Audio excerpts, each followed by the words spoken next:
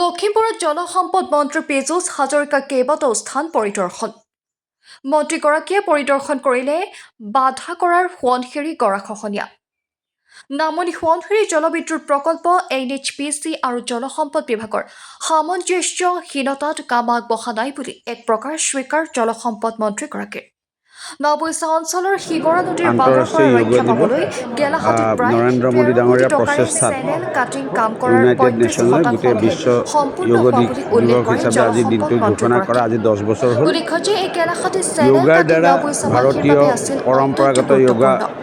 বাৰিষাৰ পূৰ্বে এই কামৰ মাত্ৰ 35% কাম সম্পূৰ্ণ হোৱা কথাটো পুনৰ ক্ষোভিত হ'ব নৱৈছাবাসী।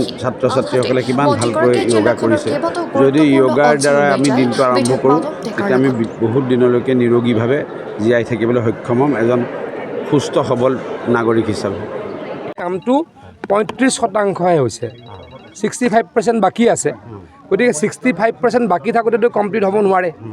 গতিকে 65% হোৱাৰ পাছত যদি কামটোৰ কিবা অসুবিধা হয় তেতিয়া মোক আপোনালোকে জনাব, তেতিয়া মই একশ্যন ল'ম। কিন্তু ইঞ্জিনিয়াৰৰ সন্মুখতে সুধিছোঁ, এতিয়ালৈকে 35%হে কাম সম্পূৰ্ণ হৈছে, 65% কৰিবলৈ আছে। সেইখিনি কাম এতিয়া নকৰোঁ, সেইখিনি কাম খৰালি কৰিম। কিন্তু এই 35% কামটো 35% গোটেই আপোনাৰ ঘৰটো 30%লৈ সম্পূৰ্ণ হৈ যাব নেকি?